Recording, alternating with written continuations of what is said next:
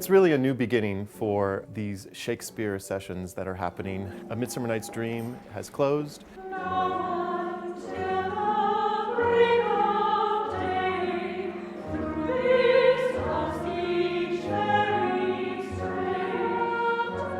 It was very successful, wonderful audiences, wonderful performances by the students. Now we're on to sort of a brighter day. And gentlemen in England now abed shall think themselves accursed they were not here.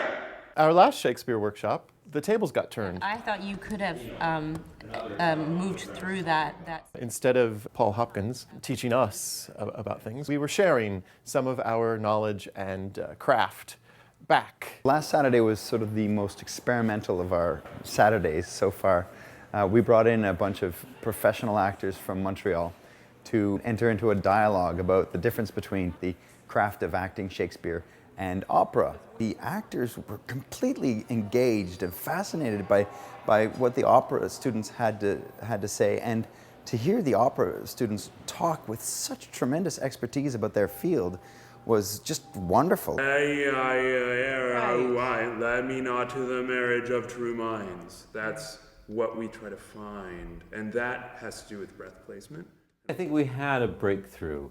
We'd already mentioned, well, maybe what we need to do is develop a musical vocabulary for Shakespeare performance. We few, we happy few, we band of brothers. That what we should do is try out a speech, and then we would ask Patrick and the other musicians to score it and to use the lexicon of musical performance to describe the speech as the actor had performed it. If we are marked to die, we are enough to do our country loss. The first part of scoring it was just listening to what they did. So it would be like listening to the solo line, like the oboe. This is what the oboe is doing. And we follow along and say, okay, you're taking more time there, you're louder here, you're softer here. But then the element of hearing the orchestra underneath them, I think, relates to the idea of seeing a movie without its soundtrack. Most people could probably imagine at certain moments in the movie, the strings swell here at a big romantic moment, or it's a little bit scary, so it's a different feel. And I think that's what we experienced watching the actors perform these scenes. Someone give me an F, you know. Crispin's Day! I think there's musicality in a lot of authors. Then you came back in a little louder and a little higher. Certainly my favorite author, Ernest Hemingway, I hear a music when I read his books. The music that's in Shakespeare is literally in the mouth sometimes, in the vowels, in the vowel choices. Is it wrong in your own world and you might quickly make it right? Actors, they find this, you know, instinctually probably, and they play with their voice in a way. What we were doing was sort of artificially playing with it, in many ways out of context, just to try to find a vocabulary that worked between the actors and the musicians. It was a statement, but you ended up going up at the end too. Acting now has become much more a part of the singing experience than the operatic experience, because we are in the world of HD, we're in the world of opera on film. Patrick and the other musicians began to suggest to the actor new ways of developing the speech by using musical ways of thinking about performance. And then someone will go, doo, doo. And the speech grew and got better. It got more interesting. It got more deliberate as the actor worked with the musicians to musicalize Shakespeare's speech. So that was, for me, and I think for all of us, a breakthrough moment. Crispian shall ne'er go by from this day to the ending of the world. A Midsummer Night's Dream by Benjamin Britten makes a lot of sense when viewed simply from this idea of scoring Shakespeare. The eye of man hath not heard, the ear of man hath not seen. The idea of these lines that Shakespeare wrote, how should they be spoken?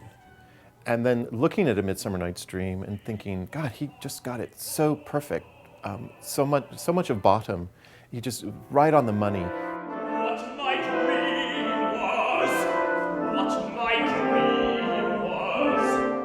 I look back and think about A Midsummer Night's Dream, and I think about Benjamin Britten and how terrific he was at setting text.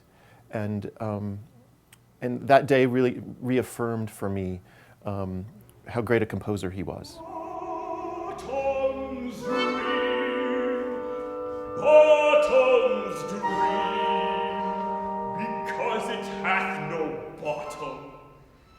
The kind of stigma or stereotyping is that singers and actors, oh, we're so different, but meeting with them it showed us that it's very much the same. Opera is not realistic. We don't walk around singing to each other. I don't have an orchestra following me and costumes all the time.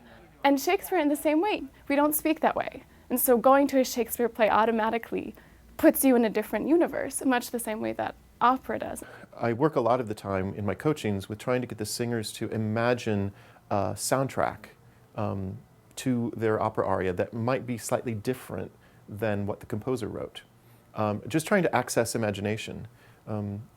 I have to say nowadays, imagination is hard to find sometimes, and we don't play with it enough, and it was a fun day of play. Ah, for a muse of fire that would ascend the brightest heaven of invention. And then, of course, looking forward toward the Shakespeare Scenes program on March 21st. A very exciting evening where we are performing both the Shakespeare play and the operatic treatment, and the Capuletti e Montecchi, which is the Bellini opera that we're doing on March 20th and 22nd.